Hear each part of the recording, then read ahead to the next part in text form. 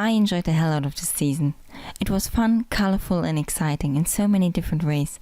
I would like to recap the stuff I watched, what I enjoyed and what I didn't enjoy as much.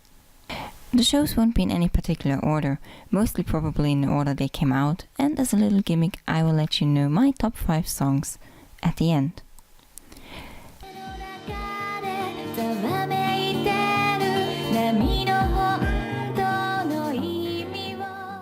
Glasslip was slow.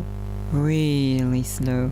Still, I managed to miss some major plot points, it seems, as I watched all 13 episodes and have no idea what happened. Our main protagonists are a group of students who spent their last summer of high school together. After a summer festival, one of the leads, a girl called Toko, meets a mysterious boy who tells her about so-called fragments of the future, which she can see when she's working in her father's glass manufactory or when watching other sparkly things such as fireworks. While some of the teens eventually fall in love, we tag along on their journey and try to find out more about them and of course those fragments. That is all I can say about the story without spoiling anything, although I'm not really sure whether there is anything to spoil. Up to episode 4 I didn't care where it took me, but after that I slowly began to wonder if it was planning to take me anywhere and give me all the answers I needed.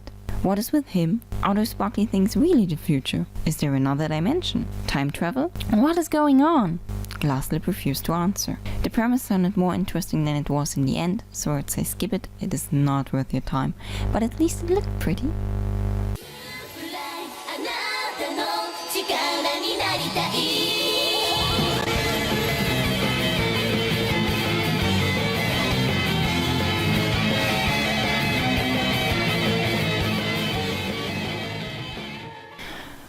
Talking about pretty, huh? Why are you here? I talked about it before, and while I did realize that episodes 5 and 6 looked better than the episodes 1 to 4 did, which really isn't hard and they were still far from perfect, I see the two of them more under the premise of even a broken clock is right twice a day. And who would have guessed? Episode 7 did the same mistakes but they are going to fix it for the Blu-ray release. Really isn't an argument here.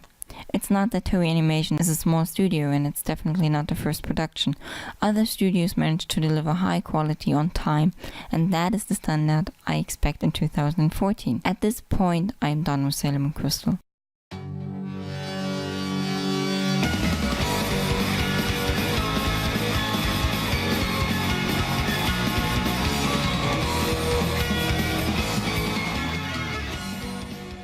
I started Samurai Jam Bakumatsu mostly out of frustration over Sailor Moon Crystal, and because Tatsuhisa Suzuki's in it and I needed a quick cheer up. The premise of a real Rocky-ish plot set in 19th century Japan, where pop music has taken over Kyoto Prefecture, and rock music is forbidden, sounded scary and interesting enough, but Bakumatsu was probably way funnier in my head than it was on screen. For one particular reason. The main character, Ryoma, is voiced by Kisho Tanajima, who also voices John from Attack on Titan. And by that I mean that he sounds exactly like John. So throughout the entire first episode I didn't see Ryoma.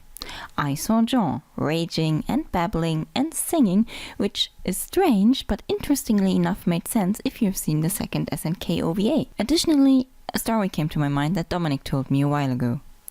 Did you know that Harrison Ford was supposed to play Schindler in Spielberg's Schindler's List? He turned the role down because at that point everybody already knew him as Indiana Jones, and he thought people wouldn't be able to keep the roles separate. He was definitely right about that, because my first reaction to that was Shindy!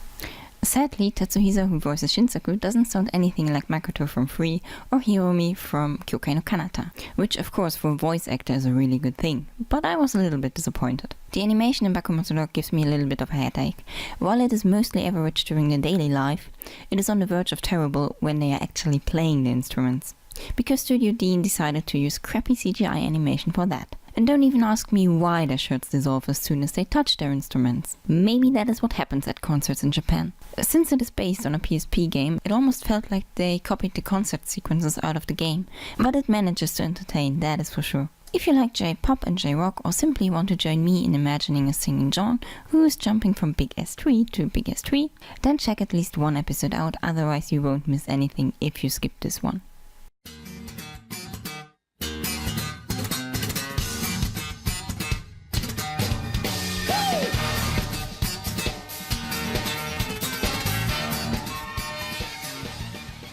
First impression of the show, that opening is catchy. It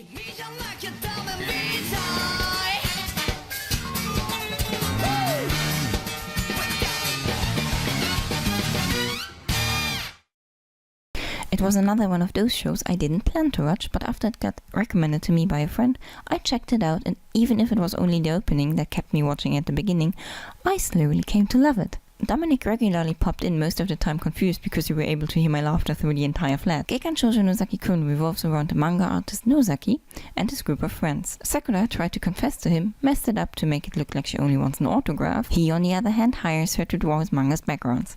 From episode to episode, she meets other people that not only support him with his work, but also are an inspiration for the characters in his stories. I've been musing over the fact that Nozaki, that little tease, might become one of my favorite characters of all time, with his dry, direct, awkwardly funny way of handling things, but the entire cast of the show is so lovable and well developed in their own unique and quirky ways that I would have to put all of them on that list. It is among my favorite shows of the season, and I really wish the manga was published in Germany, or America, or the UK, basically everywhere that is not Japan, because I want to throw my money at someone.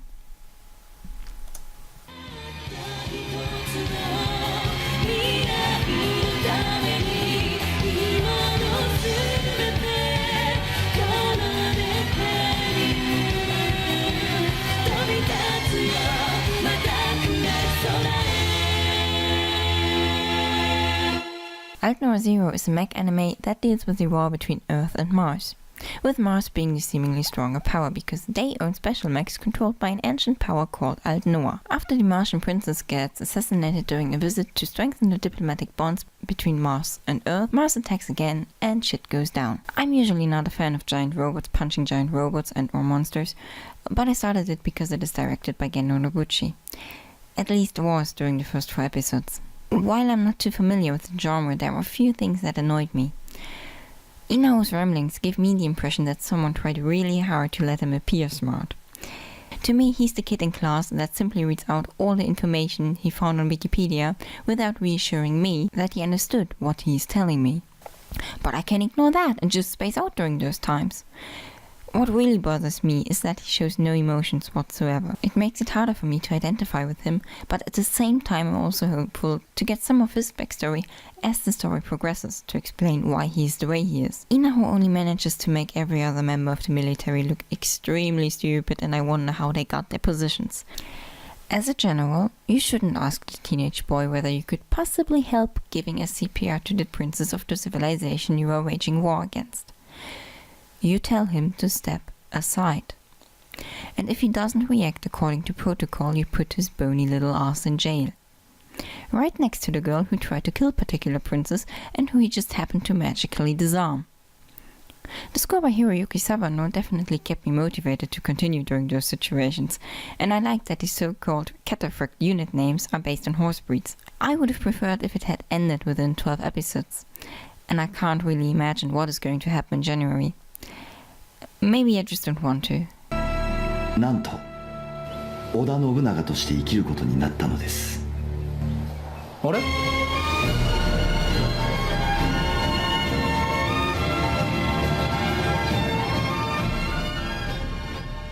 Nobunaga Concerto is the underdog of this season and totally up my alley because I like time travel stories. Saburo, voiced by Mamoru Miyano, which is always a plus, is a high schooler who couldn't care less about stuff long dead men did centuries ago and doesn't get why he should even bother. He's put right when he wakes up in 16th century Japan and comes across Nobunaga Oda. Saburo has to take his place and eventually conquer Japan with the help of his history book. How far that will get him, you will find out over the course of 10 episodes. I know, I have been going on and on about clunky animation before, but Nobunaga Concerto is the exception. Its style makes its clunkiness rather charming. It fits the story perfectly and I can gush over the choice of color for ages. And you know what? That's what I'm about to do next time, so stay tuned for the review. Compared to one particular clunky show, this one really does deserve your attention.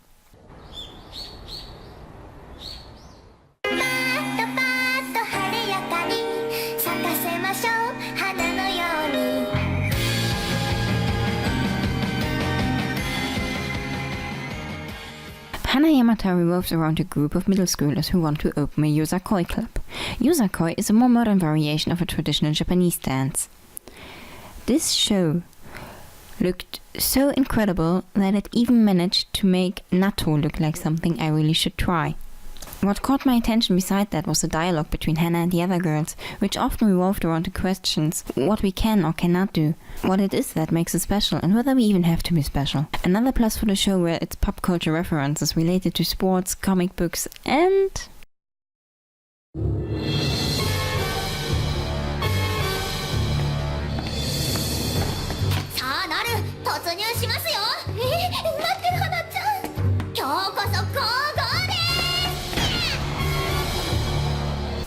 That was the moment I was sold on Hanayamata. I actually wish that children's programs, as I had them when I grew up, still existed. Hanayamata would be a perfect fit for that, because it attacks topics that might concern you when you grow up. In addition to that, yosakoi is something I never came across before. Its humor is lighthearted, the animation wanders between gorgeous and goofy at just the right times, and although I feel like it loses a bit of its speed throughout episodes 5 to 8, I still recommend the show without even thinking about it. The only negative point I can bring up about Hanayamata is that it basically spoiled its last episode with a 30-second preview after episode 11, so skip the previews.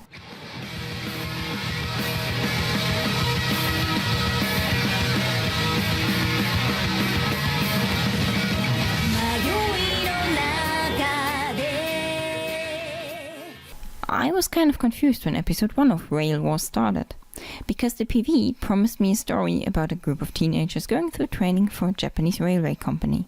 For a short moment I thought I had mixed up two shows, checked my notes, and it was definitely the one whose PV I liked so much. I stay true to my words. I don't have a problem with fan service. I have my own pair of boobs. I know what they can and cannot do, so just tell me a good story. Rail Wars differs there between entertaining, mildly exciting, and plain bullshit. Why would you send a bunch of trainees out to find a bomb that is hidden somewhere at your train station instead of just calling the police?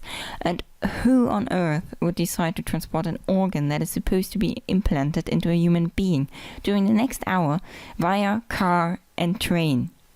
This might differ from country to country, but in Germany, terrible idea. Should you watch it? Probably not. It's just another one of those fan service shows in which all the female characters will fawn over the male protagonist, who's approximately as exciting as my wallpaper. The art and animation are average, and it felt like the studio ran out of money after episode 6.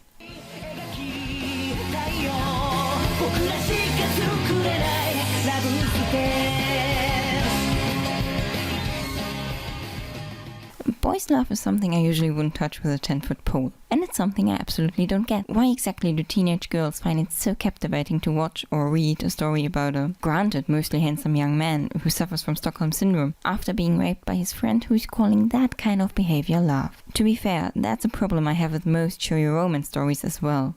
The boy who cuts your hair while you have your back turned on him, blackmails or offends you on a regular basis, is someone you by all means should stay the hell away from. All of these things are not a strange declaration of love, but a serious cry for help. With opening this channel I felt a kind of obligation to watch some shows I wouldn't have watched otherwise, and Love Stage was the one boys' love show I picked this season. Surprisingly, it was very entertaining and the conflict made sense. Ryoma is in love with Izumi, whom he thought to be a girl ever since they filmed a commercial together when they were kids.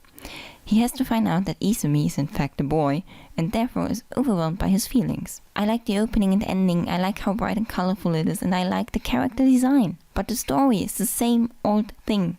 Everything is fun and games until someone gets raped. While Ryoma understands later on that his behavior is wrong and apologizes to Izumi, his demanding behavior doesn't really change. He stays possessive and overprotective in a, to my mind, creepy way.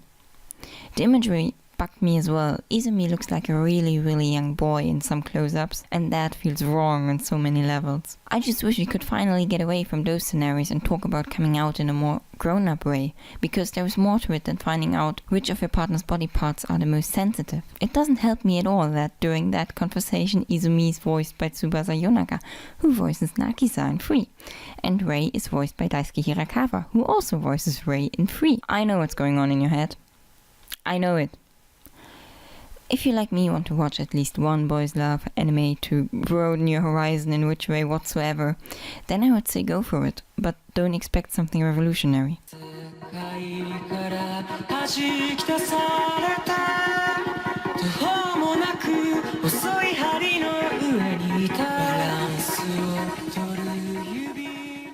I saw Zankyou in one marvelous marathon, and I'm glad I waited until the series was finished. The story revolves around two teenagers called 9 and 12 who are committing terrorist attacks in Tokyo, put the police understandably in a state of turmoil, and find their only match in an old officer who used to be part of a rather inconvenient investigation many years ago and therefore got banned to the archives. I enjoyed the hell out of Zankyou for various reasons.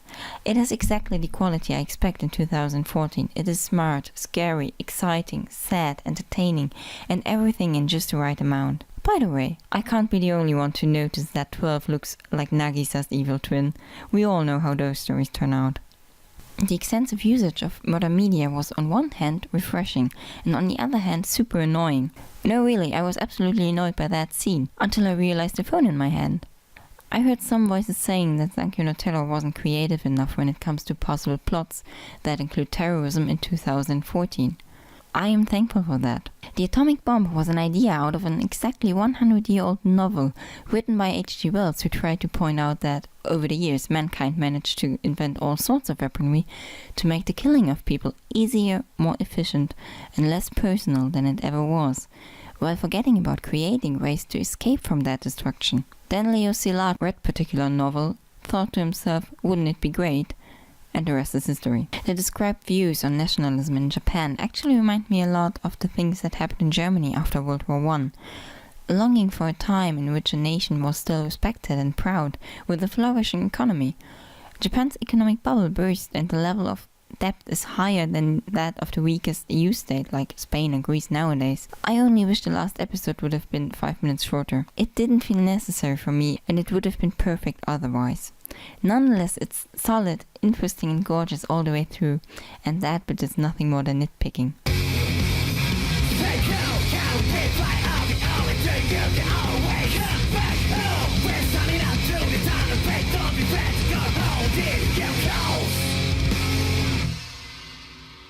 I already talked about it, but I just have to include it again. Eternal Summer was a perfect start for summer season, and it's the reason why I was so disappointed in Sailor Moon Crystal. If you want to hear me talk more about Free, I advise you to check out my review. While my favorite character during season 1 was Makoto, for no other reason that I melt every time he says something, they all have grown on me so much. All of them, even Sosuke. And Momo just got introduced. For a moment, I thought about simply not watching the last episode because it won't end that way. But that's like not finishing The Fault in Our Stars once you have reached a particular point. And it was the best ending I could have imagined. I started crying 30 seconds into episode 13 and it just continued like that. Although it was more like happy crying. I felt happy for them and I felt really sorry for myself because I hate letting go. The only minus I can come up with is the missing "See you next summer" end card. 何言ってんすか。来年も再来年もその次の年もそのまた次の年も生きてる限り夏は何度でもやってくる。最後の夏なんて存在しない。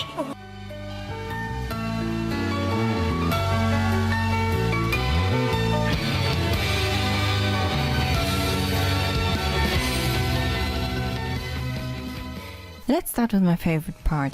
Number 5 hands down was the toughest choice, especially because I decided to mention only one song per show. In the end it was a head-to-head between Hanayuki and Natsuno Kimi no Koe, which is the Glasslip opening. What convinced me about Hanayuki was the change in rhythm once the chorus plays, which fits the whole Yosakoi theme so perfectly.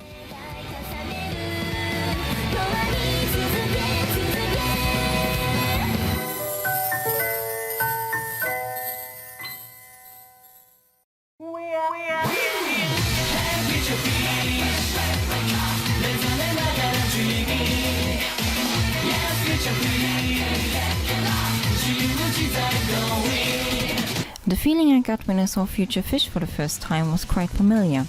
Plain confusion about what I just witnessed. Endless replays later I came to love it, and here it is as my number 4. I like the story behind the ending, and I might love the second song on the EP called Neo Blue Breathing even a little bit more, though it has that one line that has me screaming, "Then bloody don't!" at my phone every time the song plays. ここからもっと飛ばしてくぜ Come on 可能性は曖昧な常識を軽く超え Right now by your side make your nothing all your love till it is your rhythm for the best song rhythm. I like the Aldnoah.Zero soundtrack a tad more than I like Shingeki no Kyojin's, and Breathless was the song I searched for right after hearing it for the first time. It gets me fired up as soon as it plays, be it for my workout, cleaning or playing grocery shopping, although it might be better to avoid listening to both soundtracks and being in public. It makes the walk through the mall a little bit more exciting, but I can't get rid of two things: the wish to lift myself up in the air and run over rooftops, or jump right into a mech, which I don't own yet.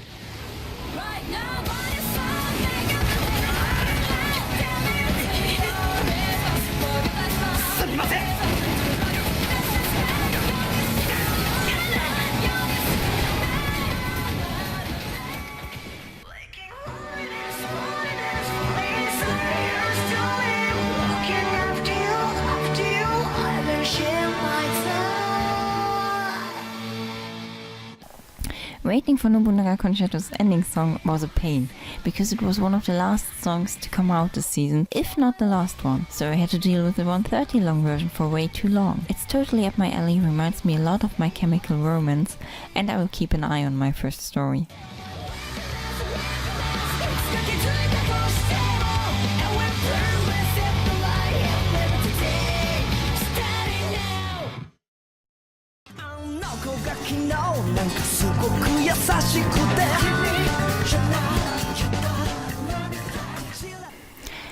Number 1 wasn't hard to find. I've been listening to this song for 11 weeks in what feels like 24/7 loop.